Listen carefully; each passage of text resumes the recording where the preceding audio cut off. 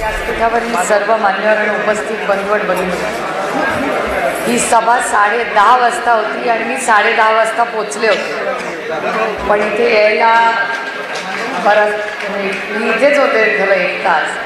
आणि मी बंग साहेबांना सारखी विनंती करत होते, लोक नसली तरी चालेल आपण जाऊया, त्या निमित्ताने कार्यकर्त्यांच्या भेटीगाठी होतात.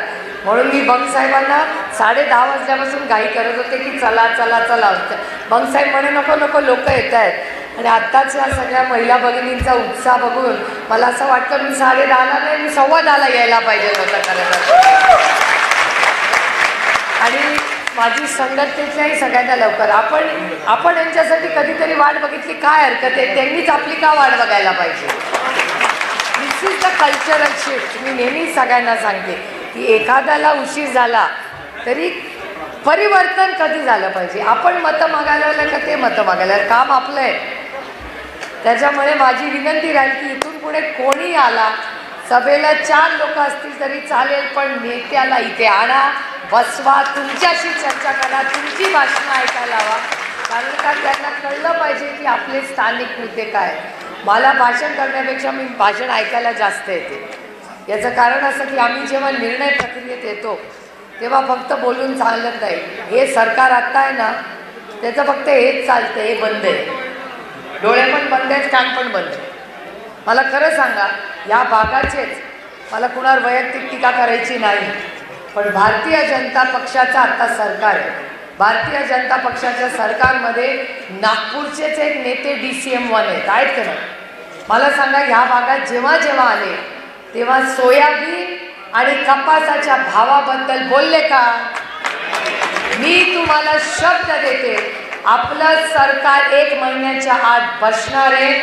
तुमच्या सोयाबीन आणि कपासाला 7 ते 10 हजार रुपये भाव आमचं सरकार देणार.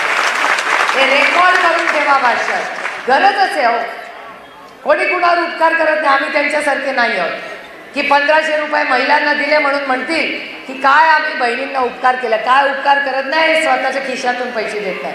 मला कळतंय की शेतीचा खर्च किती वाढलेला आहे. शेतीच्या खर्चाला तुम्हाला हमी भाव हा तुमचा अधिकार आहे आणि कुठलाही सरकार असलं त्यांनी तुम्हाला दिलंच पाहिजे, ही आमची आग्रहाची भूमिका आहे. त्यामुळे शेती मालाला भाव हा वाढेल आणि तुमच्या कपासाला आणि सोयाबीनला भाव आणि त्याची खरेदी करायची जबाबदारी ही तुमच्या हक्काच्या सरकारची आहे. आपल्याला रयतेचं सरकार आणायचं आहे. दडपशाहीच्या सरकारला हद्दपार करून महाराष्ट्रात परिवर्तन करायचं. पहिला महत्त्वाचा मुद्दा की आपल्याला बंग साहेबांना का मतदान करायचं. बंग साहेबांना अनुभव आहे, प्रचंड अनुभव. आणि या भागाची सेवा पक्ष जिवंत ठेवायचा. या संपूर्ण भागात शाहू फुले आंबेडकरांचा विचार, छत्रपतींचा विचार घेऊन आज या वयातही ते स्वतःसाठी लढत नाहीये, तुमच्यासाठी लढतायत. याच्यासाठी बंग साहेबांसाठी जोरदार टाळ्या. अहो, ते म्हणू शकत होते की मी गरीब असतो, कशाला मी काय करू, पण चिकाटी बघा. आयुष्याच्या शेवटच्या श्वासापर्यंत बंग साहेबांनी त्यांचं उभं आयुष्य महाराष्ट्राच्या आणि भारताच्या सेवेसाठी दिलेलं आहे. त्याचं उदाहरण आज तुम्ही बघता. अभिमान आहे आम्हाला तो. आणि बंग साहेब बरेच इच्छुक होते, पण त्या सगळ्या इच्छुकांना आपण विनंती केली की आपण पुन्हा एकदा तुम्हाला दुसऱ्या कुठल्या तरी महत्त्वाच्या जबाबदाऱ्या देऊ, पण तुमचा अनुभव आणि त्यातून तुमचं आणि आदरणीय पवार साहेबांचं असणारं प्रेमाचं आणि त्याच्यापेक्षा विश्वासाचं जे नातं आहे, त्याच्यामुळे पक्षाने हा निर्णय घेतला. आणि मला काँग्रेस पक्षाचे मनपूर्वक आभार मानायचे. काँग्रेस पक्षाची फार इच्छा होती की ही गठबंधनमध्ये त्यांना ही सीट मिळावी. मी सगळ्या काँग्रेसच्या नेत्यांचे मनपूर्वक आभार मानते आणि वडेट्टीवार साहेबांचे, थोरात साहेबांचे, नाना पटोलेंचे आणि सुनील केदारांचे मनपूर्वक आभार मानते की आज मी त्यांच्या बायकोच्या प्रचाराला जाणार आहे.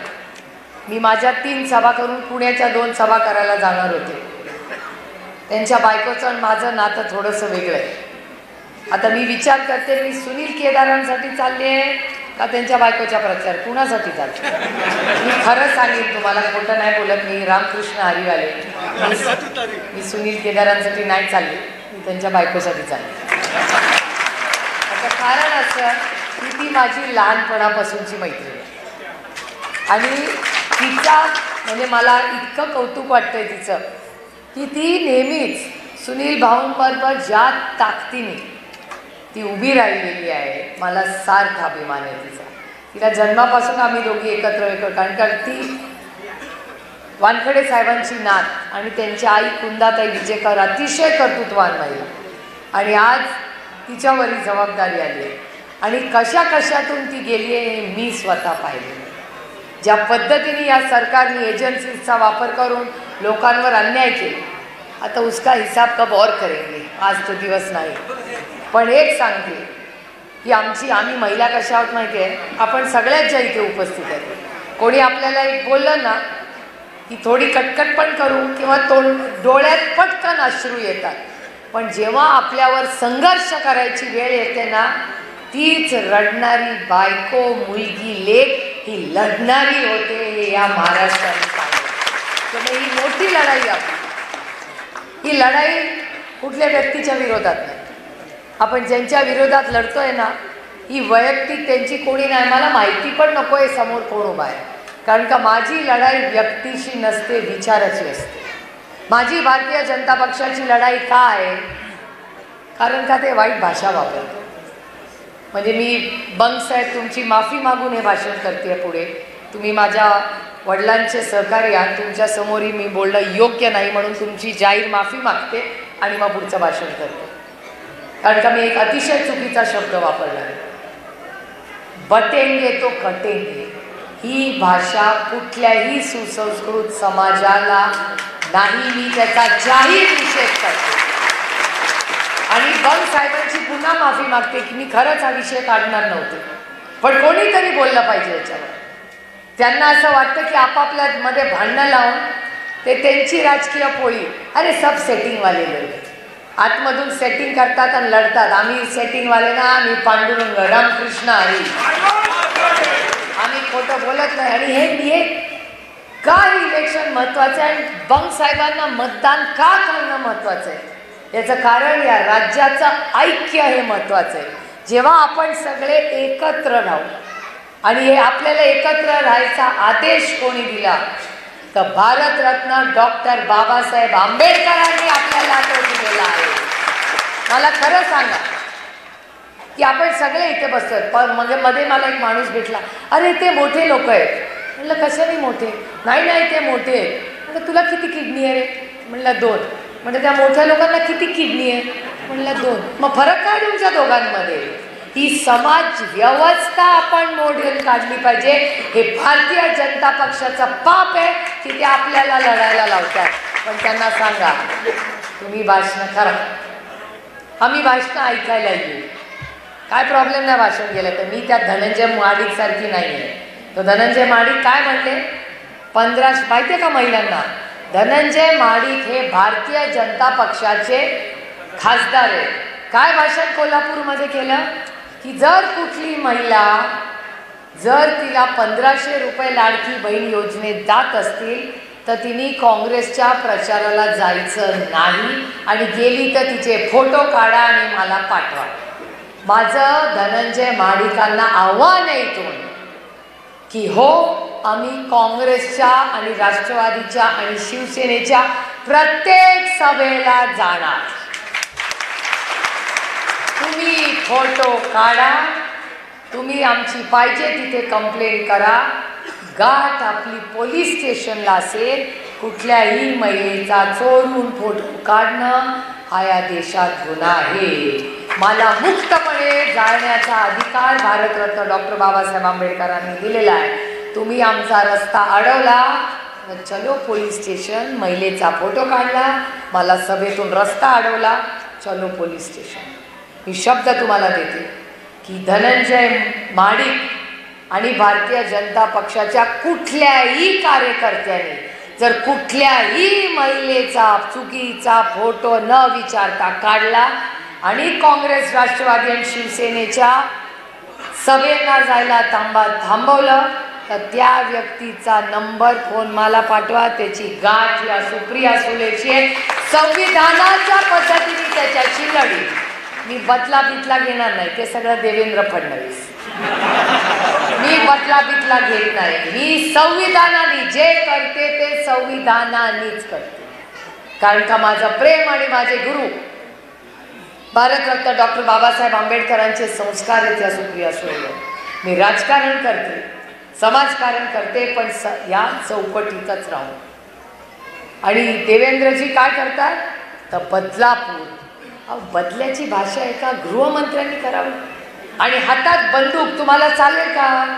तुमचा गृहमंत्री बंदूक घेऊन फिरतोय. पुढच्या वेळी मी येते बंदूक घेऊन. ताई आहेत सगळ्या बसलेल्या. आपण बंदूक घेऊन फिरला तर चालेल का तुम्हाला?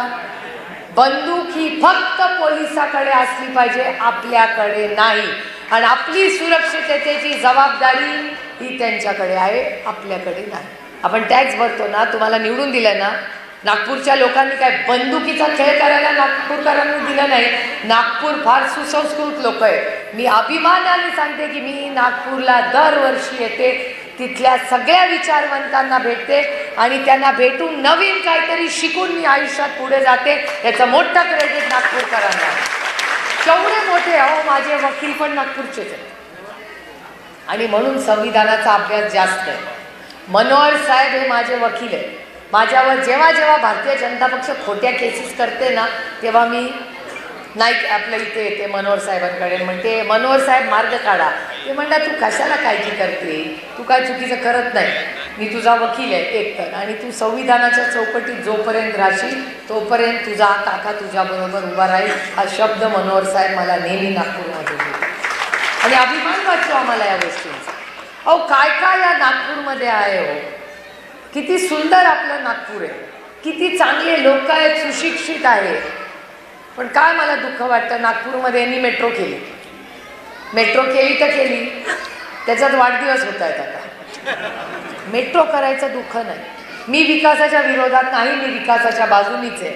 मेट्रो केली याचं दुःख नाही, पण मेट्रो तर 5 वर्षांनी केली असती आणि त्या मेट्रोचेच पैसे या प्रत्येक गाववाडी वस्तीमधल्या जो कष्ट करणारा शेतकरी आहे त्याची सरसकट कर्जमाफी दिली असती तर मी जाऊन देवेंद्र फडणवीसांचं कौतुक केलं. माझा समृद्धी महामार्गालाही विरोध नाही, जरूर झाला, पण समृद्धी महामार्गातले 10% पैसे जर तुमच्या गावातल्या रस्त्यांसाठी दिले असते ना तर मी स्वतः जाऊन देवेंद्रजींचं कौतुक केलं असतं. जरूर रस्ता करा, मेट्रो करा, सगळं करा. मला एक प्रश्न पडतो, मला खरं सांगा, तुमच्याकडे पण जर पैसे असते तर तुम्ही आधी मुलांना शिक्षण दिलं असतं का चांदीचं ताट विकत घेतलं असतं? बाकी मूलभूत सुविधा म्हणजे शिक्षण आहे आणि मेट्रो म्हणजे नागपूरचं चांदीचं ताट आहे. माझा काही नाही, माझं म्हणणं आहे नागपूरमध्ये व्हावी मेट्रो. झाली आनंद आहे, पण ती वायबल झाली का? मला खरं सांगा, तुम्ही सगळे नागपूरला जाता, चालते का हो तुमची मेट्रो? खाली फिरत असते की नाही? मी एअरपोर्टमधून आले की बघते खाली जा रे खाली आ रे. दुःख त्याचं नाही, झाली याचा आनंद आहे. मी तर जाहीरपणे गडकरी साहेबांचे आभार मानते, कारण का भारतीय जनता पक्षामध्ये एकच चांगला माणूस राहिलाय, त्याचं नाव नितीन गडकरी. गडकरी साहेबांसारखा नेता या राज्यात नाही, मी मनापासून म्हणते. आणि माझ्यामुळे गडकरी साहेब तुमच्या पक्षात तुमची अडचण होणार नाही, रामकृष्ण आहे. लेकिन अच्छे को अच्छा बोलना चाहिए. का सशक्त लोकशाहीमध्ये विरोधक असला म्हणून काय, अच्छे को अच्छा बोलना चाहिए. आमची लढाई देवेंद्रजींची वैयक्तिक नाही आहे, पण जेव्हा देवेंद्र फडणवीस बंदूक घेऊन उभं राहतात तेव्हा सुप्रिया सुळेला वाईट वाटतं, कारण का माझ्या अपेक्षा आहेत देवेंद्रजींकडून. अरे जरी तुम्ही विरोधक असला तरी काय झालं, दिलदार असला पाहिजे, तेव्हा तर राजकारण करायला मजा येईल. आणि माझ्या अपेक्षा आहेत, मला आनंद झाला जेव्हा देवेंद्रजी मुख्यमंत्री झाले की ठीक आहे, युवा काहीतरी करू पाहतो, महाराष्ट्राचं चांगलं होत असेल, अरे विरोधी पक्षात लढू काय हरकत नाही, तुम्ही महाराष्ट्र पुढे न्या, ही माझी अपेक्षा होती. पण काय केलं आमच्या देवेंद्र भाऊंनी? देवाभाऊ म्हणता ना आजकाल, तर देवाभाऊ तुमसे ये उम्मीद नव्हती, कारण माझ्या त्यांच्याकडून फार अपेक्षा होत्या. मला कधीच वाटलं नाही माझा देवाभाऊ बंदूक घेऊन उभा राहील. आपण मुलांना काय सांगतो, गुन्हेगारी मना आहे, बंदूक नको घेऊ, फक्त पोलीस मामाच्या हातात बंदूक चांगली दिसते, सांगतो की नाही. प्रॉब्लेम काय, संगतीचाच प्रॉब्लेम आहे. बरोबर आहे दादा तुझा मुद्दा. मगाशी मी त्याबद्दल बोलत होते ना, बरं झालं तुम्ही हे बोलला. मगाशी मी त्या ह्याच्याबद्दल बोलले ना, आपला धनंजय महाडिक. आता धनंजय महाडिक कसा आपल्याकडे होता, किती शहाणा होता, अगदी गोड होता, चांगला होता, सुसंस्कृत होता. प्रॉब्लेम संगतीचा झाला, तिकडे गेला आणि बिघडला. म्हणून तुझं नाव काय बाबा? महेश. लक्षात ठेव, तुझी मुलं आहेत ना, बायको आई काय सांगते, पोरांचे मित्र कोण आहेत लक्षात ठेवा. इथे जी आई बसते ना, मी पण एक आई आहे, नेहमी आपलं विचारायचं कोण आलं ग सोडायला, कोण गेलं, कोण मित्र आहे, काय करतात. सगळं प्रत्येक आई आणि आजी हे प्रत्येक घरातल्या मुला आणि मुलीचे कोण मित्र मैत्रिणी आहे ह्याच्यावर जास्त डोळा असतो. कारण का आपलं पोर चांगलं असलं तरी संगत खराब करू शकते, म्हणून तिचं लक्ष असतं. तिला नेहमी असं वाटतं जे मूल पहिलं होतं ना त्याच्याशीच आपल्या पोराची दोस्ती व्हावी, म्हणजे त्याच्या नादानी ते लायब्ररीत जाते, नाही ते इथे तिथे फिरते. संगत हा संगतीचाच विषय. आणि देवाभाऊ आणखीन एक मला खूप वाईट वाटलं. एक तर तुम्ही बंदूक घेतली, मला वाईट वाटलं, कारण का तुमसे बहुत ज़्यादा उम्मीद थी मुझे. त्याच्यानंतर देवाभाऊनी आणि एक गोष्ट केली, जी मी परवा गेले होते जामनेरला, तिथे एका मुलाने विचारलं, ताई तुम्हीच म्हणता ना खरं बोलायचं नाही. म्हटलं खरं बोलायचं नसतं. तो म्हणला तुम्हीच म्हणला ना कॉपी करायची नाही. म्हणला कॉपी करायची नसते. मग तो म्हणला देवाभाऊ असं कसं म्हणाले की मी 2 पक्ष फोडून आलो. काय सांगू मी त्या छोट्या पोराला. मी म्हटलं तसं नसतील ते. म्हणले ताई मी टीव्हीवर ऐकलं देवाभाऊ म्हणाले मी 2 पक्ष फोडून आलो, मग कॉपी करायला ते जर उपमुख्यमंत्री होऊ शकतात तो कॉपी करून मी पास झालो तर काय. तू म्हणला चोप. म्हणलं ऐसा नाही बोलो. कोण देवाभाऊला बोटलं तर सांगा रे, जरा सांभाळून भाषण करो. आमच्या पोरांवर चुकीचे संस्कार व्हायला लागले देवाभाऊ. एक तर बंदीत धरतंय, कॉपी करून पास होतोय. आता काय बोलावं हा मोठा प्रश्न झालेला आहे. काय चिठ्ठी आली बाबा, ते बोलते आरामात अभी तो उभर रहा है. आता तर भाषणाची सुरुवात झाली आहे. आता ते माझं ऐकायला लागले, मग विश्वास ठेवतील आणि मग कार्यक्रम सांगेल. पहिला रिश्ता तो बना दे दो सबके साथ. कसं आहे नात्यात प्रेम कमी झालं तरी चालेल. माझी नाती फक्त प्रेमाची नाही, माझी विश्वासाची नाती आहे. त्यामुळे जेव्हा मी इथे येऊन भाषण करते ना, मला विश्वास तुम्हाला द्यायचा आहे की हो तुमच्या सोयाबीनला आणि तुमच्या कपासाला आम्ही हमी भाव देणार म्हणजे देणार. इथे बसलेले प्रत्येक आमची महिला इथे बसलेली आहे, प्रत्येक महिलेला 1500 रुपये दिले. मी त्याचं स्वागत केलं आणि नाव काय दिलं तर लाडकी बहीण योजना. या राज्यातली सगळ्यात लाडकी बहीण मी आहे. आणि लोकसभेत तर बिलकुल लाडकी नव्हती, लोकसभेनंतर लाडकी झाली. आणि हे तुम्हाला पण आहे. त्याच्यामुळे लाडकी बहीण योजनेचं थोडंसं क्रेडिट, थोडंसं बारामती लोकसभा मतदारसंघाला द्या. जो जनता बसला ना तिकडे जोरात, आणि तुमचं पण क्रेडिट आहे. तुम्ही पहिल्यांदा एवढ्या मोठ्या संख्येने मतदान करून 18,000चा लीड जो या मतदारसंघाने लोकसभेला दिला, तुमचे मी मनपूर्वक आभार मानतो. त्याच्यात सगळ्या काँग्रेस पक्षाचे मत इथे काँग्रेस राष्ट्रवादी सेनेचा जो पदाधिकारी आहे, मान गए उस्ताद, तुम्हारी मेहनत कामाई. 18,000चा लीड. मला आठवतंय त्या काळामध्ये मी अनेक वेळा फोन करायची, काय चाललंय. लोक आम्हाला विचारायचे, आम्ही तुम्हाला विचारायचो. पण सुधीर केदारांनी त्या काळात ज्या कष्टांची परिकाष्ठा नेतृत्व इथे केलं, त्याचं खरंच आपण कौतुक करू तेवढं कमी. अच्छे को अच्छा बोलणार आम्ही ऐकत नाहीतरी काँग्रेस आणि राष्ट्रवादी काय ताटातलं वाटीत आणि वाटीतलं ताटात, कोण बाहेरचं. मला एका पत्रकारांनी विचारलं आता भांडणच नाही मग एक काय. म्हणलं आम्ही वेगळे होतो कधी. एक आई वडील एक विचार, 2 घरं केली, 2 घरात सुखाने नांदतोय. दिवाळी दसरा भाऊबीज सगळं एकत्र करतोय, काय प्रॉब्लेम आहे. असे ट्विन बंगलो असतात ना एकाच घरातले एका कंपाऊंडमध्ये, तसं काँग्रेस आणि राष्ट्रवादी आहे. आणि आता आमचे ज्येष्ठ बंधू उद्धवजी पण त्याच्यात आले, तो पण छान आपले एकदम शिवसेना भारी चालले आहे.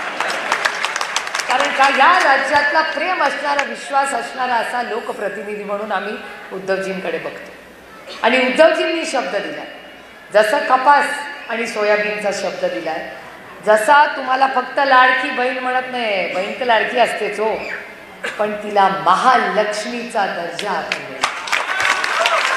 जी आपल्या घरात येते ती महालक्ष्मीला 1-2 नाही 3,000 रुपये तुमच्या अकाउंटला महालक्ष्मीचा,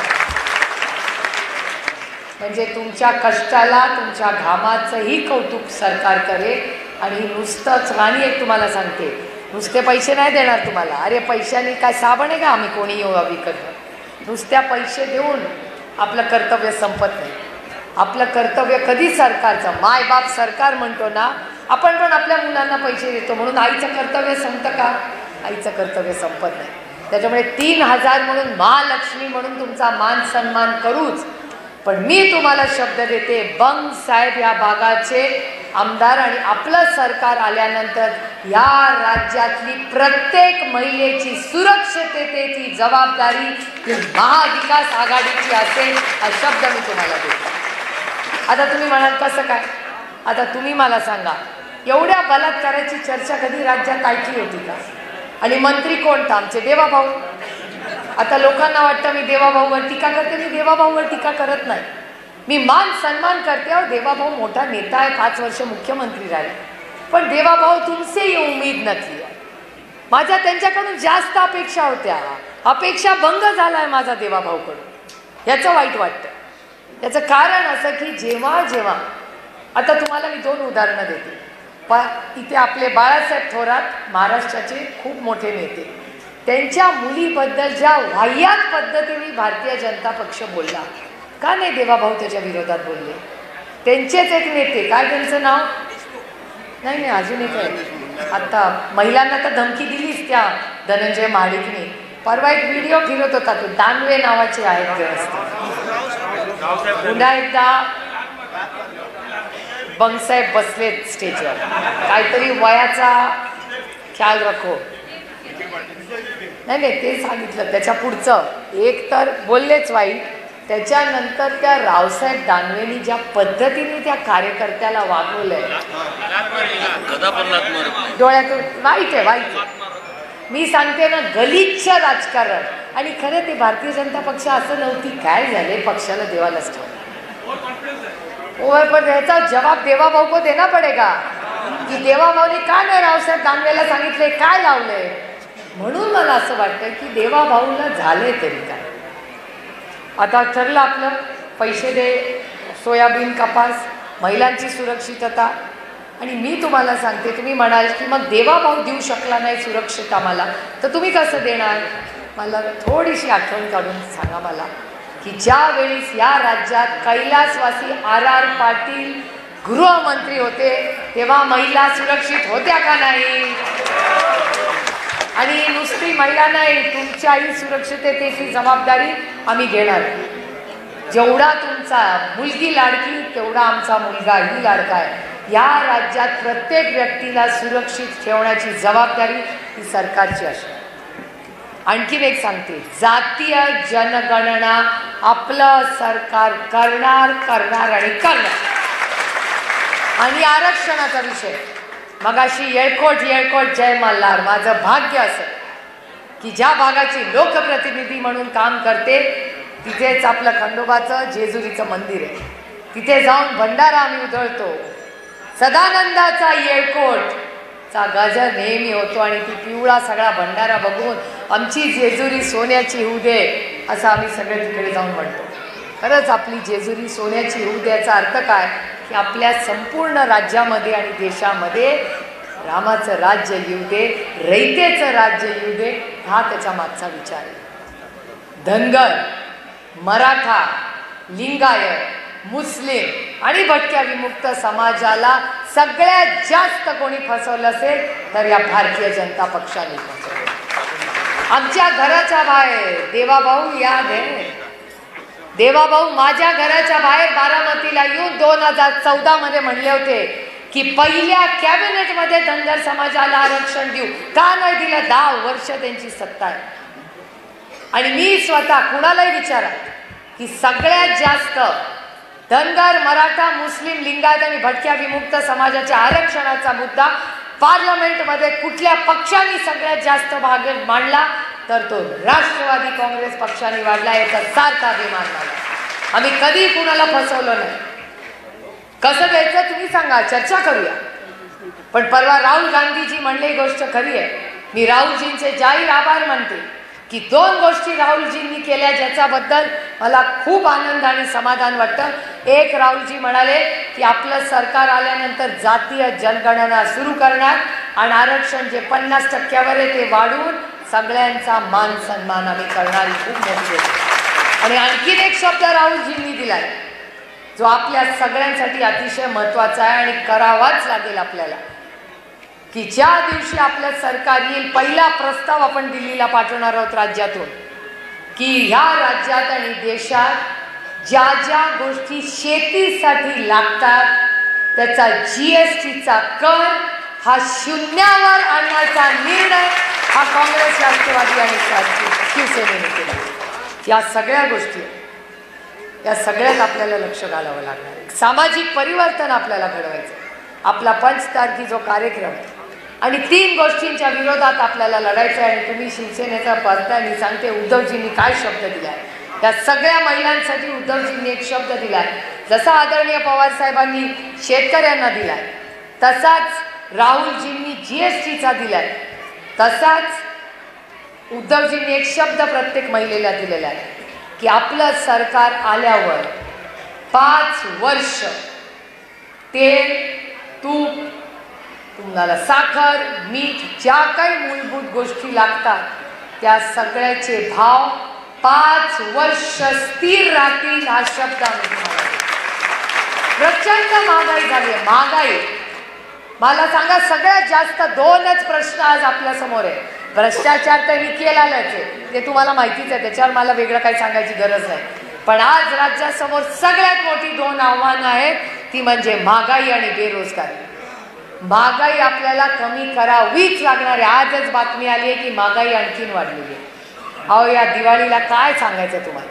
या दिवाळीला आमच्याकडे अशी पद्धत आहे की आपण फराळ करतो ना, फराळचे मोठे मोठे स्टीलचे डबे माझी सासू होत्या तेव्हापासूनच माझ्या नंदेच्या घरी दिवाळीच्या पहिल्या दिवशी आम्ही घेऊन जातो, अशी आमची पद्धत आहे. एवढे मोठे मोठे स्टीलचे डबे आम्ही क्रॉफर्ड मकडून आणायचो, ते थर लावून न्यायचं. यावर्षी दिवाळीला गेलो नंदेकडे तेव्हा बरोबर माणूसच लागला नाही. तो माणूस आणि मी डबे घेऊन जायचो. यावेळेस असं छोटासा डबा एवढे एवढे डबे घेऊन गेले. नणंदे शेवटी काहीतरी बोलणारच. मला का गं दुसरा तो माणूस नाही आला नेहमी. म्हटलं आलाच नाही यावेळेस माणूस. काय झालं म्हटलं, आधी एवढे डबे आणायचो आता एवढे आणायला लागले. ती म्हणली काय झालं. म्हटलं महागाईची एवढी झाली काय करणार. आणि मला डब्बा उघडला आणि म्हणते काय बोरं आणली आहेत का लाडू आणलेत. कारण का लाडवाचं साईज बोराच्या साईजचं झालं. म्हणलं का करू. बहुत हो गई महंगाई की मार आपकी बार महाविकास आघाडी सरकार. मला खरं सांगा, तुम्ही रोज आरती करताना पूजा करताना कापूरचा भाव काय झालाय. कुणाच्या घरात पूर्ण वडी वापरता का कापराची, ती तोडून तोडून छोटीशी आपलं आरती करा आणि अहो आरती करायची खूप इच्छा आहे, आमचं श्रद्धास्थान आहे ते. पण एवढी महागाई झाली आहे या भारतीय जनता पक्षामुळे, त्यामुळे आपल्याला महागाई कमी करायची आहे. नाही तर पगार तरी आमचा वाढवा, काहीतरी दोन्हीतलं एक करा. आणि बुट्टीबोरी, मला तर बुट्टीबोरी खूप प्रिय आहे. इथे हल्लाबोल करताना कुठे गेले आमचे भाऊ. तुम्ही चालला का, सगळेच चाललेत आमच्या बरोबर. आपण दोघं किती 12 दिवस चाललो की नाही सगळे. काय मजा आली होती तेव्हा बुट्टीबोरीवरनं. तेव्हा ती बोंडाळीचा विषय होता, बोंडाळी. आणि त्या बोंडाळीला तुम्ही तिथे सरसकट कर्जमाफी करा, याच्यासाठी आम्ही सगळे केलं. बुट्टीबोरीची MIDC आदरणीय पवारसाहेब मुख्यमंत्री असताना तुम्ही सगळ्यांनी मिळून केली. सर तेव्हा म्हटलं प्रकाश भाऊंनी तेव्हा डॅशिंग भाषण केली होती. आणि आता ते संविधान खतरे में तो वो बहुत गुस्से में अभी. खरंच आहे, ते किती अस्वस्थ आहेत. मला सारखे फोन करतात. तेव्हा तो राहुल गांधींचा लाल फोटो केला तर ते मलाच ओरडायला लागले. म्हणलं मला कशाला ओरडतं, नागपूरला राहताना तिकडे देवाभाऊकडे जायचं, माझ्याकडे तुमच्याच गल्लीत राहतात तिकडे जायचं. म्हणलं मी संविधानाच्या विरोधात कधी कुठल्याही रंगाचा असू दे, तो संविधान हा भारतरत्न डॉक्टर बाबासाहेब आंबेडकरांनी दिलेला आपल्याला अधिकार आहे. तुम्हालाही एक मत, तुम्हालाही एक मत, आणि त्या सलमान खानला पण एक मत आणि अमिताभ बच्चनला पण एकच मत. ही समानतेची भाषा कुठून आली? तर ती त्या संविधानातून आली. त्याच्यामुळे आज हे भाऊ आपले अस्वस्थ आहे. रोज मला फोन करतात आणि मला म्हणतात, ताई हे काय चाललं या राज्यामध्ये? ही अस्वस्थता करणारी परिस्थिती भाऊ तुमची एकटी नाही, आमच्या सगळ्यांची आहे. लाल संविधान, निळच कुठलाही संविधान असू दे, आणि ते लाल संविधान हातात पकडणं हा गुन्हा असेल तर तो गुन्हा मला मान्य आहे. कारण आम्ही संविधान सोडणार नाही म्हणजे नाही म्हणजे नाही.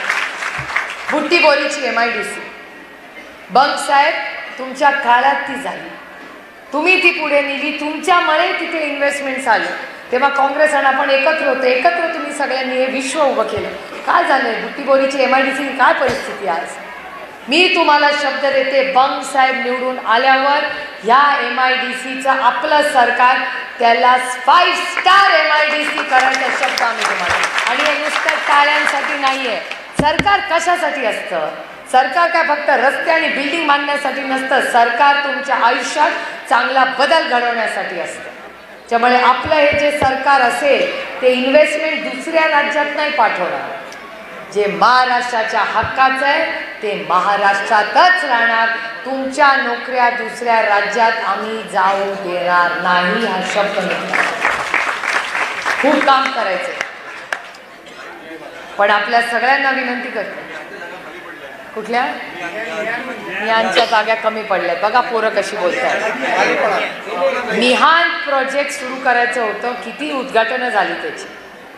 पुढे काय झालं? किती लोकांना त्याला हातात काम पडलं? पुढे काय? इसको जवाब देना पडेगा. खाली जागा पडल्यात ना, इसका जवाब देवा भाऊ तुमको देना पडेगा. मला देवा भाऊंना प्रश्न विचारायचा आहे. अहो तुम्ही या सगळ्या गोष्टी करता, त्याच्यात आणि एक चिठ्ठी आली. काय अरे काय विचारताय तुम्ही? त्यांनी काय सांगितलंय की लाडकी बहीण आणि ST प्रवास योजना आली तर बंद होईल असा अपप्रचार सुरू आहे. बरोबर आहे, ते 1,500 म्हणतायत, आपण 3,000 रुपये देणार आहे. कशाला काळजी करता तुम्ही? हे बघा, कुठलीही योजना बंद होणार नाही हे तुम्हालाही कळते. लोक फार हुशार आहेत. या राज्यातले लोकांना माहिती आहे ना, लाडकी बहीण योजना बंद होणार ना, मग कुठलंच काही बंद होत नाही, कुठलंच सरकार बंद करत नाही. आता मला सांगा, किती कार्यक्रम आपण सुरू केले, ते देवाभाऊनी बंद केले का? देवाभाऊ मुख्यमंत्री असताना, त्याच्यानंतर आपलं सरकार आलं मग ते आपण बंद केले का? असं होत नाही. तेवढी वैचारिक प्रगल्भता आपल्या सगळ्यांमध्ये. ते BJPला आता बोलायलाच काय राहिलं नाही. आधी म्हणायचे ना कुठे नेऊन ठेवलाय महाराष्ट्र 5 वर्षापूर्वी. आता मलाच तो प्रश्न विचारायचा आहे की कुठे नेऊन ठेवलाय महाराष्ट्र देवाभाऊ? आपको जवाब देना पडेगा. आणि मी खूप गांभीर्याने बोलते, मी देवाभाऊवर टीका करत नाहीये.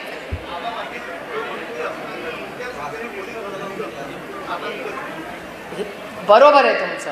या राज्यातली सगळ्यात मोठी पोलीस भरती कोणी केली असेल तर ते माझे बंधू RR पाटलांनी केलेली आहे. हे राज्याचं राजकारण. मी शब्द तुम्हाला देते की आपलं सरकार आल्यावर या राज्यातली प्रत्येक सरकारी नोकरी आणि कुठलाही पेपर लीक होणार नाही.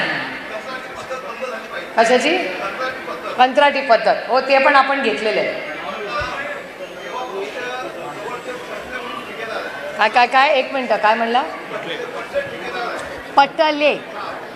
पटले कोण आहे? ते पटले देवाभाऊच्या जवळचे कोणीतरी पटले आहे. हा, ते कुठे? ठेकेदार आहे. त्यांनी क्लास 4 मध्ये नियुक्ती केली आहे. ठीक आहे, मला समजू दे काय बोलताय. त्यांनी काय केलं की क्लास 4 मध्ये कंत्राटी पद्धतीने 13 जागा आमच्या यशासाठी कॅम्पला पट्ट्याच्या मार्फत भरल्या. मी त्यांना निवेदन तर दिलं होतं की हे अवैधरित्या भरले आहे. त्यांनी कुठलीही त्या खूप नावी होवी पण कुठलाही अनुभव न पाहता, कुठलंही प्रमाणपत्र न पाहता त्यांनी आपल्या माणसांना तिथे भरलं. मी त्यांना निवेदन दिलं, मी त्याची रिसिप्ट कॉपी माझ्याकडे आहे, पण त्यांनी कारवाई केली नाही. त्याच्याजवळ असताना काही मुद्दे आहेत ते आपली सरकार आल्यानंतर आपण. मी तुम्हाला शब्द देते, कोणी जवळचा नाही आणि कोणी लांबचा नाही. जे होईल ते मेरिटवर पारदर्शकपणे होईल हा शब्द मी तुम्हाला. आणि ह्याच्यासाठीच तर परिवर्तन हवं आहे. आपल्याला परिवर्तन का आपली वैयक्तिक लढाई नाही, आपली वैचारिक लढाई. आज महाराष्ट्राला परिवर्तनाची गरज आहे. कारण का महाराष्ट्र आज यांच्या चुकीच्या निर्णयांमुळे आज अडचणीत आहे. त्याच्यामुळे आपल्याला हा बदल घडवायचा आहे. मला मगासपासून तिकडेच फार इशारे होत आहेत म्हणून मी भाषण करताना तिकडे बघतच नाही. कारण तिकडून सारख्या चिठ्ठ्या त्यात चला पुढे जायचं आहे. विधानसभा पदाधिकारी हे काय दिलं, हे काय कोणाची हा विषय पुरा माहिती नाही. मी उगाच कुणावर टीका करत नाही. त्याच्यामुळे माझं म्हणणं आहे की राजकारणात पण सगळ्यांनी थोडासा सुसंस्कृतपणा जपावा. पण आज इथे ही सभा मी गेल्यावर पुढे चालणारे बरेच महत्त्वाचे मुद्दे आहेत. पण बंग साहेब किती नंबरला बटन आहे आपलं? अरे वा, 3 नंबर. आता बंग साहेबांचा योगायोग बघा की त्यांचं नाव काय? रमेश 3, शरद 3, सोनिया, राहुल, उद्धव ठाकरे, पवार, तुतारी, गुलाल, सुनील केदार, इंडिया 3, सुप्रिया 3, सुनील 3, केदार 3. अभी और क्या चाहिए? आता ठरलं आपलं. अनुजा 3, आघाडी 3, काय बटन बी 3. अजून कोण राहिलं का बोलायचं? कोण?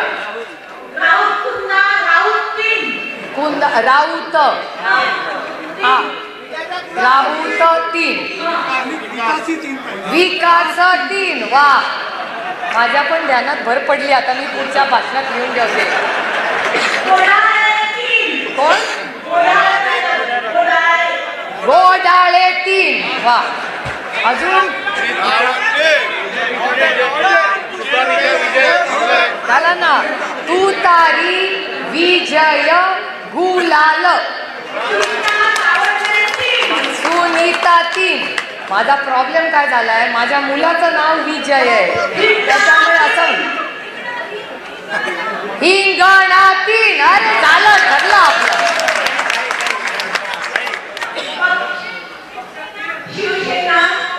अरे झालं ना. अहो, उद्धव ठाकरे, शरद पवार, राहुल, सोनिया, अनुजा, झालं, सगळे झाले 3. सुप्रिया 3. आता स्वतःचं नाव कसं घेऊ? हो, अनिल, हा देशमुख साहेब, अनिल, राजेश, सलील. अरे झालं सगळं 3चा एकदम सुसुळाट. प्रकाश, हो सगळ्यात महत्वाचं राहिलं बरं, प्रकाश. आता माझी एवढीच विनंती आहे. अरे हे बघा, भाऊ पण म्हणतात माझं पण 3. आता तुमचं मतदान कुठे आहे? इथेच आहे. आता इथे नाही ना, तिथे आता बघणार पण आपण त्यांचं बचत. हिंगणा सांगितलं ना तिने इथे. तर आता आपलं ठरलंय मतदान काय करायचं ठरलंय. आता सर्टिफिकेट आणि गुलाल घेऊन तुम्ही कधी मुंबईला येणार हे मला सांगा. त्यामुळे बंग साहेबांच्यासाठी आपण आज मोठ्या संख्येने इथे उपस्थित राहिला. बाकीच्या सगळ्यांचं मार्गदर्शन होणार आहे. पण महाराष्ट्राच्या हे 3 वगैरे आपण सगळे करू. पण मला एवढंच तुम्हाला शब्द द्यायचा की महाराष्ट्राच्या विकासासाठी एक स्थैर्य सरकार, समाजामध्ये प्रेम वाढवण्यासाठी, आपल्या संविधानासाठी आपण सगळ्यांनी महाविकास आघाडीला या भागाचे लोकप्रतिनिधी आणि महाराष्ट्रात परिवर्तन करण्याची संधी द्या. एवढीच विनम्र विनंती करून आपली रजा घेते. रामकृष्ण हरी.